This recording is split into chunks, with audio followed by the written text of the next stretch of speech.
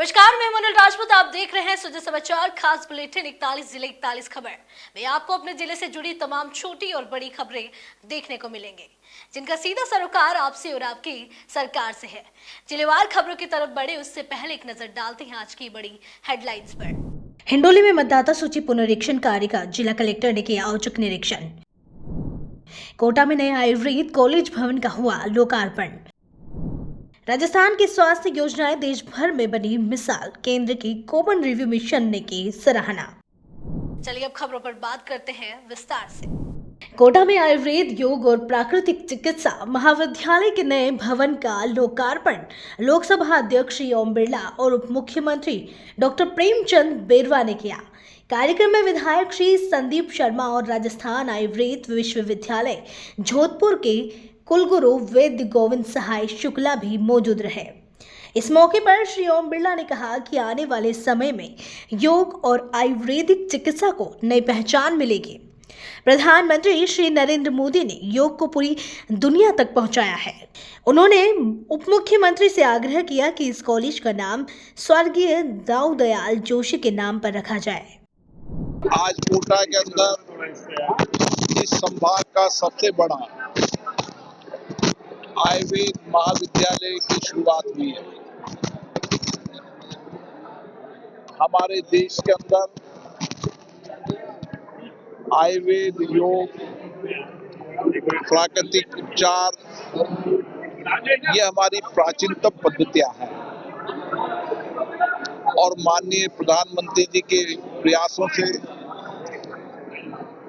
इन प्राचीन पद्धतियों को, चाहे वह योग हो, चाहे वह आयुर्वेद हो, इन सारी पद्धतियों को आज दुनिया के अंदर लोकप्रिय हुई है, जिससे व्यक्तियों का इलाज भी बेहतर होता है, उपचार पद्धति भी बेहतर है और उपचार के साथ रोगों को रोकने की क्षमता पैदा करने के लिए भी आयुर्वेद और आयुर्वेद औषधियों का महत्वपूर्ण योगदान है।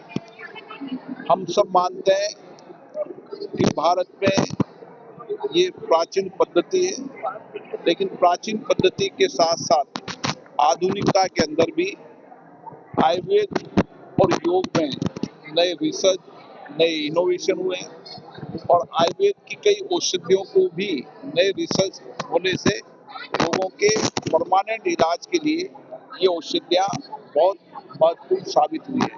मैंने माननीय मंत्री से आग्रह किया है, मुझे आशा है मंत्री महोदय शीघ्र ही इस प्रस्ताव को मंत्रिमंडल में लेकर जाएंगे और इस मेडिकल कॉलेज, जो आयुर्वेद चिकित्सा कॉलेज है, इसका नाम भी स्वर्गीय दाऊ दयाल जोशी आयुर्वेद चिकित्सालय होगा। विधानसभा क्षेत्रवार विशेष गहन पुनरीक्षण कार्यक्रम 2026 के तहत जालोर जिला प्रशासन सक्रिय रूप से लोगों तक पहुंच बना रहा है। जिला निर्वाचन अधिकारी डॉक्टर प्रदीप के गावंडी के निर्देशन में बूथ स्तर अधिकारी घर घर जाकर मतदाता सूची से जुड़ी जानकारी एकत्र कर रहे हैं। डॉक्टर गावंडे ने बागोड़ा क्षेत्र के रंगाला गांव में जाकर बीएलओ के कार्यों का निरीक्षण किया और मतदाताओं से संवाद किया। उन्होंने बताया कि यह अभियान हर मतदाता महत्वपूर्ण मत के संकल्प को साकार करने की दिशा में अहम कदम है। उन्होंने लोगों से अपील की कि अपने परिवार के सभी योग्य सदस्यों के नाम मतदाता सूची में दर्ज करवाएं और लोकतंत्र को मजबूत बनाने में योगदान दें। केंद्रीय भेड़ एवं उन अनुसंधान संस्थान अविका नगर में 21 दिवसीय विंटर स्कूल की शुरुआत हुई। संस्थान निदेशक डॉक्टर अरुण कुमार तोमर ने कार्यक्रम का शुभारंभ किया। यह प्रशिक्षण 6 से 26 नवंबर तक चलेगा, जिसमें ओडिशा, राजस्थान, मध्य प्रदेश और महाराष्ट्र के फैकल्टी सदस्य और विद्यार्थी भाग ले रहे हैं। ICAR द्वारा वित्त पोषित अनुसूचित जाति उपयोजना के अंतर्गत यह winter school genome editing project पर केंद्रित है। इसमें बायो टेक्नोलॉजी की नई तकनीकों पर व्याख्यान और प्रायोगिक सत्र होंगे। निदेशक डॉक्टर तोमर ने कहा कि यह प्रशिक्षण तकनीकी संवाद और कौशल विकास को बढ़ावा देने का उत्कृष्ट अवसर है। जिला निर्वाचन अधिकारी और जिला कलेक्टर श्री अक्षय गोदारा ने गुरुवार को हिंडोली विधानसभा क्षेत्र में मतदाता सूचियों के विशेष गहन पुनरीक्षण कार्य का औचक निरीक्षण किया। उन्होंने विभिन्न मतदान केंद्रों पर जाकर कार्य की प्रगति देखी और बूथ स्तर अधिकारियों को प्रपत्र वितरण में तेजी लाने के निर्देश दिए। कलेक्टर श्री गोदाना ने तालाब गांव, सथुर और बड़ानिया गांव में बीएलओ और सुपरवाइजरों द्वारा घर घर किए जा रहे सत्यापन कार्य का बारीकी से निरीक्षण किया। उन्होंने निर्देश दिया कि मतदाता सूची पुनरीक्षण अभियान की जानकारी आम जन तक अधिक से अधिक पहुंचाई जाए। जवाजा पंचायत समिति की ग्राम पंचायत तारागढ़ में गुरुवार को ग्राम स्तरीय जन सुनवाई आयोजित की गई। इसमें जिला कलेक्टर श्री कमलराम मीणा और एसडीएम श्री दिव्यांश सिंह ने भाग लिया। दोनों अधिकारियों ने ग्रामीणों की शिकायतें सुनी और उपस्थित विभागीय अधिकारियों को समस्याओं का मौके पर समाधान करने के निर्देश दिए। जन सुनवाई के दौरान निर्वाचन आयोग के विशेष गहन पुनरीक्षण कार्यक्रम की समीक्षा भी की गई। निर्वाचन अधिकारी और सहायक निर्वाचन अधिकारी ने सुपरवाइजरों से मैपिंग और गणना प्रपत्र की जानकारी ली। कलेक्टर ने निर्देश दिया कि कार्य जल्द से जल्द पूरा कर 100% प्रगति सुनिश्चित की जाए। लौह पुरुष सरदार वल्लभ भाई पटेल की 150वीं जयंती के उपलक्ष्य में सरदार 150 यूनिटी मार्च की तैयारियों को लेकर गुरुवार शाम जिला कलेक्टर कार्यालय में प्रेस वार्ता आयोजित की गई। जिला कलेक्टर श्री अवधेश मीणा ने बताया कि इस पदयात्रा का उद्देश्य युवाओं में राष्ट्रीय एकता, देश सेवा और सरदार पटेल की विरासत के प्रति कृतज्ञता की भावना जगाना है।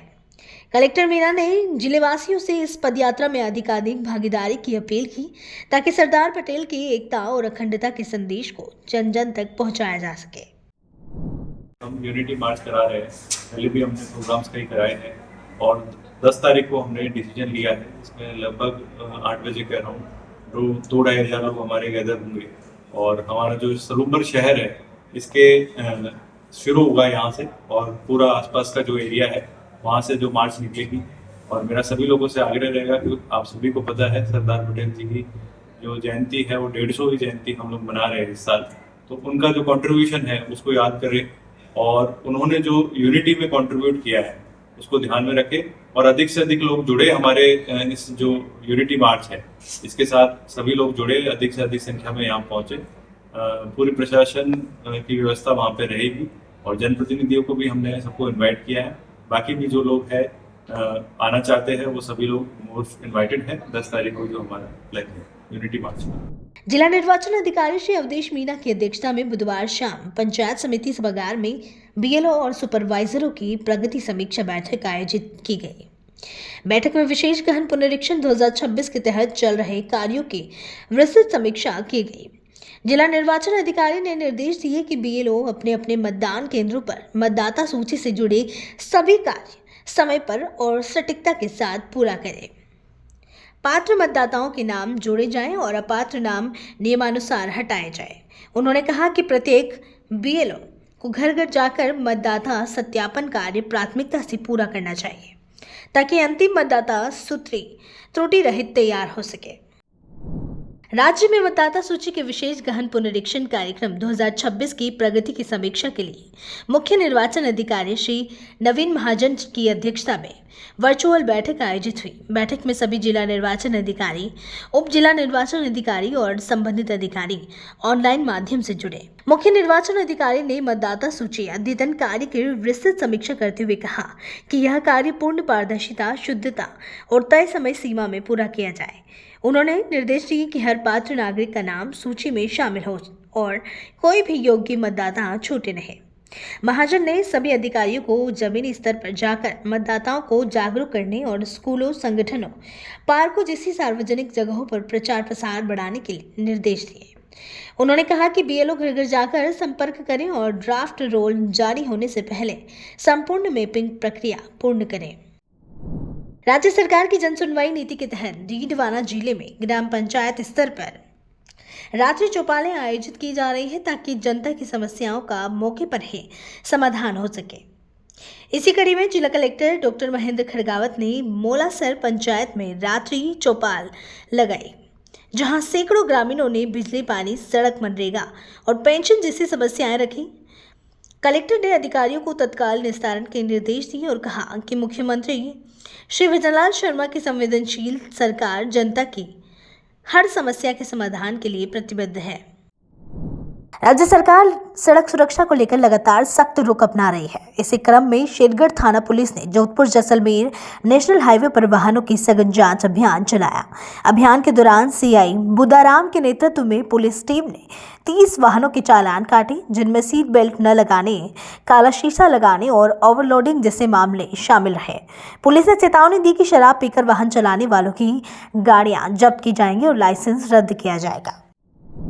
जयपुर में शराबी ट्रक चालक की लापरवाही से हुई 13 लोगों की दर्दनाक मौत के बाद मुख्यमंत्री श्री भजनलाल शर्मा के निर्देश पर भिलवाड़ा पुलिस एक्शन मोड में आ गई है। गुरुवार को शहर में सार्वजनिक स्थानों पर शराब पीने और हंगामा करने वाले के खिलाफ विशेष अभियान चलाया गया, जिसमें पुलिस ने 39 शराबियों को गिरफ्तार किया। पुलिस अधीक्षक श्री धर्मेंद्र यादव के आदेश पर पूरे शहर में तलाशी अभियान चला, जिससे शराब ठेका संचालकों में हड़कंप मच गया। पुलिस ने चेतावनी दी कि अब नशे में वाहन चलाने और खुलेआम शराब सेवन पर सख्त कार्रवाई होगी। पुलिस हेडक्वार्टर का एक विशेष अभियान चल रहा है, जिसमें लोगों को ट्रैफिक नियमों के बारे में जागरूक करना और जो ट्रैफिक नियमों की अवहेलना करते हैं, जो कानून तोड़ते हैं, उनके खिलाफ कार्रवाई करना। उसी कड़ी में आज भीलवाड़ा शहर में मैं सीओ सिटी मनीष, सीओ सदर माधव जी, एसएचओ सुभाष नगर और हमारी टीम ने आज एक अभियान चलाया, जिसमें जो ड्रंकन ड्रिवन जो लोग दारू पी के वाहन चलाते हैं या कहीं पे खड़े होकर के दारू पी रहे हैं या शराब के ठेकों के आसपास में बैठ कर के दारू पी रहे हैं, फिर वो अपने वाहन में बैठ कर के फिर कहीं जहाँ भी जाएंगे तो निश्चित रूप से वो एक्सीडेंट करेंगे। तो इस तरीके से आज एक अभियान चलाया है, जिसमें करीब हमने 39 लोगों को 39 लोगों को इसमें गिरफ्तार किया है।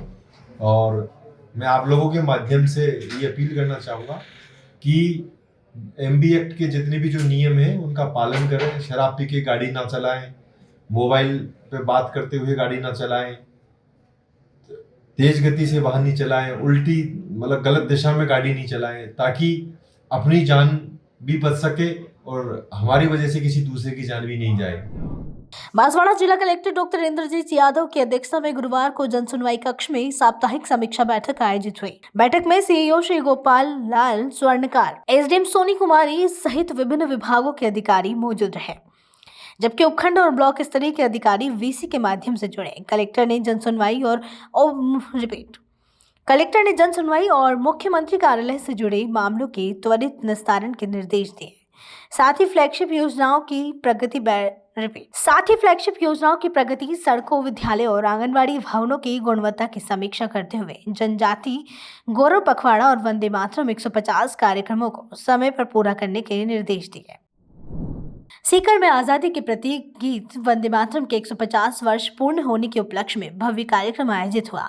नगर विकास एवं आवासन मंत्री श्री जाबर सिंह खर्रा ने रैली को हरी झंडी दिखाकर रवाना किया, जो कलेक्ट्रेट से शुरू होकर पुलिस लाइन मैदान तक पहुंची। रैली में सैकड़ों स्कूली छात्र छात्राओं ने तिरंगा लहराते हुए देशभक्ति के नारे लगाए।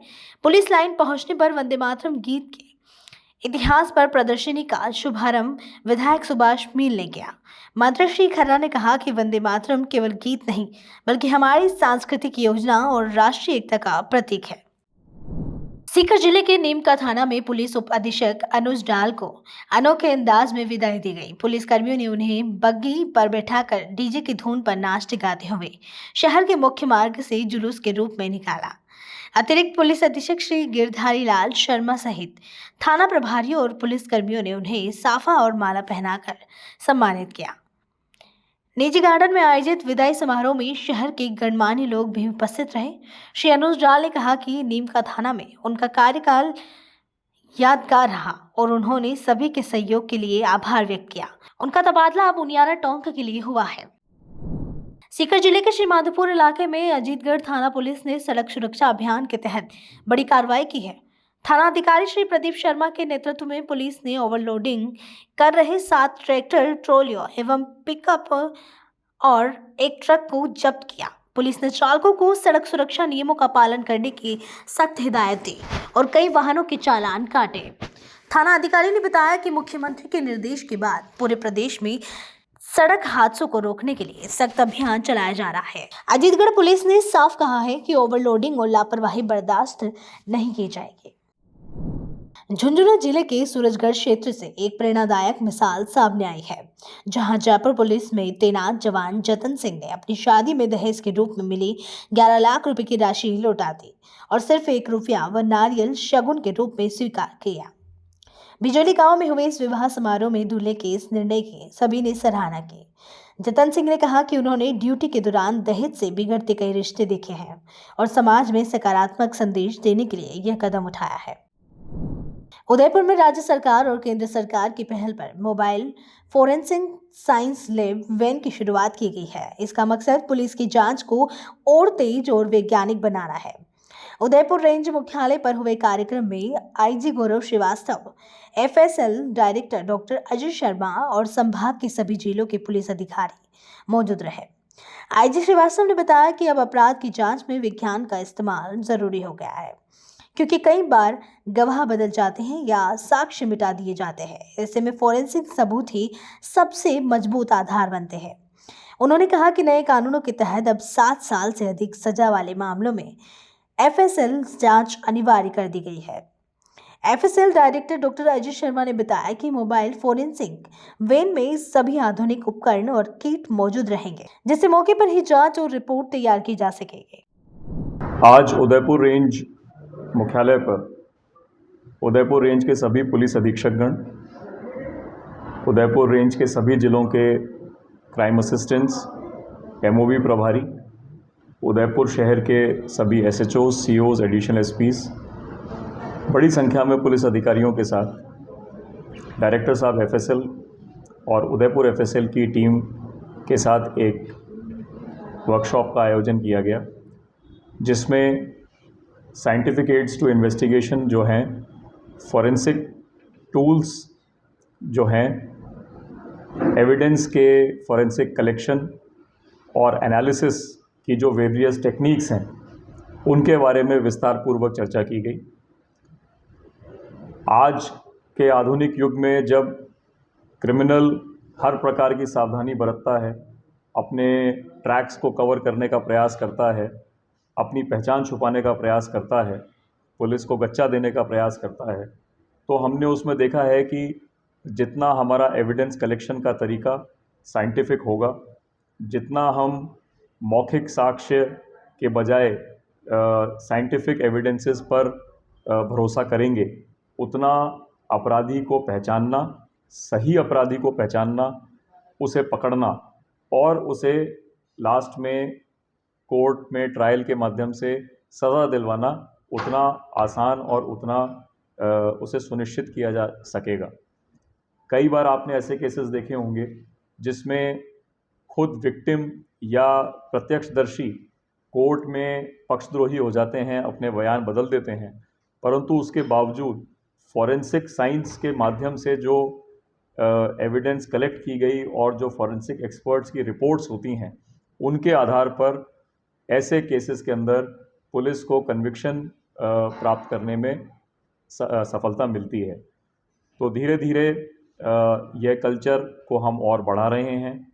न्यू क्रिमिनल लॉज में भारतीय न्याय संहिता, भारतीय नागरिक सुरक्षा संहिता, भारतीय साक्ष्य अधिनियम जो 1 जुलाई 2024 से लागू हुए हैं, नए आपराधिक कानूनों में इस बात का भी सुनिश्चितता की गई है कि 7 वर्ष या उससे अधिक सज़ा के जो अपराध हैं, उसमें घटनास्थल का निरीक्षण एफएसएल के द्वारा कराया जाना मैंडेटरी है। इसी बिंदु को देखते हुए एफएसएल की कैपेसिटी का भी ऑगमेंटेशन किया गया है, एफएसएल की टीम्स को बढ़ाया गया है। हम भाग्यशाली हैं कि बड़ी संख्या में मोबाइल फोरेंसिक यूनिट्स राजस्थान को मिली हैं। डायरेक्टर साहब एफएसएल ने उदयपुर संभाग के सभी जिलों के लिए नई टीम्स बनाकर हमें मोबाइल एफएसएल यूनिट्स दी हैं। पहले उदयपुर रेंज मुख्यालय से या एक आध ज़िले के अंदर ही ये मोबाइल यूनिट्स थीं, और इतने बड़े संभाग में जो इसका जोग्राफिकल एरिया भी बहुत बड़ा है, कई बार एफएसएल टीम्स को पहुंचने में समय लगता था या किसी एक जगह पर वो ऑलरेडी कोई क्राइम सीन प्रोसेस कर रही हैं तो दूसरी जगह जाना कई बार मुश्किल हो जाता था। तो मेरा मानना है अब अधिक संख्या में हमारे पास टीम्स हैं तो कवरेज बेटर होगी, अधिक सीन ऑफ क्राइम को मोबाइल फॉरेंसिक एक्सपर्ट्स के द्वारा एग्जामिन किया जा सकेगा, जिससे एविडेंस कलेक्शन भी बेटर होगा और जो उसकी रिपोर्ट्स आएंगी उसके आधार पर अंत में हम मुलजिम को सज़ा दिलाने में और अधिक सफलता प्राप्त कर सकेंगे। न्यू क्रिमिनल लॉ के अंडर में जो हमारी धारा है 176(3) BNSS, जिसमें कि ये मैंडेटरी किया गया है कि जो भी ऐसा अपराध जिसमें 7 साल से ज़्यादा की सज़ा है उसमें फॉरेंसिक जो क्राइम सीन है उस पर फॉरेंसिक एक्सपर्ट्स की विजिट अनिवार्य कर दी गई है। तो इसी श्रृंखला में जो हमारी मोबाइल फॉरेंसिक यूनिट्स हैं उनको सुदृढ़ करने के दिशा के अंदर राज्य सरकार और भारत सरकार के सहयोग से हमने मोबाइल फॉरेंसिक व्हीकल जो वाहन अति आधुनिक वाहन है उसका हमने अलॉटमेंट किया है और उदयपुर रेंज के लिए जो उदयपुर संभाग है उसके प्रत्येक ज़िले के लिए हमने आज से यहाँ से उदयपुर से इसकी शुरुआत करी है और प्रत्येक जिला स्तर पर इस तरह का वाहन रहेगा जिससे कि अपराध का घटना स्थल उस पर वहाँ से जो साक्ष्यों का संकलन है वो इफ़ेक्टिव रूप से कलेक्ट हो सकेगा और जो साक्ष्य हैं उनकी जो वैधानिक स्थिति है और उसके बाद में जो परीक्षण के लिए हमें आवश्यक चीज़ चाहिए वो लैब तक पूर्ण रूप से पहुँच सकेगी, जिससे कि अपराध का अपराधी से जो हमें लिंक करना है या सज़ा दिलानी है उसमें सुदृढ़ता आएगी। तो सर कितनी गाड़ियाँ मिली है और उदयपुर में कितनी उदयपुर के अंदर हमने टोटल 5 संभाग स्तर पर टोटल सभी जिलों के लिए 5 गाड़ियाँ दी हैं और बाकी पूरे राजस्थान के लिए हमें 56 गाड़ियाँ मिली हैं। तो इस तरीके से प्रत्येक ज़िले के लिए हर संभाग के लिए हमने व्हीकल्स अलॉट किए हैं। हाँ, पहले से अब किस तरह की सुविधा मिलेगी सर? पहले जो मिलती थी पहले हमारे पास में जो व्हीकल्स थे या जो टेक्निक्स थी वो इस स्तर की नहीं थी। जो वाहन है उसके अंदर 14 प्रकार की किट्स हैं जो किसी भी अपराध घटना स्थल पर किसी भी तरह के साक्ष्य को लेने के लिए सक्षम है और बहुत सारी चीज़ों का परीक्षण हम लोग मौके पे कर सकते हैं। परीक्षण का मतलब है कि जो प्रारंभिक परीक्षण होता है किसी भी चीज़ के लिए, किसी भी एविडेंस के कलेक्शन के लिए, वो मौके पर ही हो जाएगा। तो तकनीकी रूप से ज़्यादा सुदृढ़ हो जाएंगे, जिससे कि जो हमारा जो नया आपराधिक कानून है उसके अंदर जो जिस तरीके का समावेश चाहिए न्यायिक प्रक्रिया में, उसमें हम लोग उसमें भागीदारी दे सकेंगे। राजस्थान की कई स्वास्थ्य योजनाएं जैसे मुख्यमंत्री आयुष्मान आरोग्य योजना, माँ वाउचर योजना, रामाश्रय वार्ड योजना और मिशन मधुहारी अब देश के लिए उदाहरण बन गई है। केंद्र सरकार के 17वें कॉमन रिव्यू मिशन की रिपोर्ट में यह बात सामने आई है। जांच दल ने झुंझुनू और नागौर जिले में 31 अक्टूबर से 7 नवंबर तक स्वास्थ्य सेवाओं का निरीक्षण किया। जयपुर में प्रमुख शासन सचिव गायत्री राठौर की अध्यक्षता में जांच दल के साथ बैठक हुई।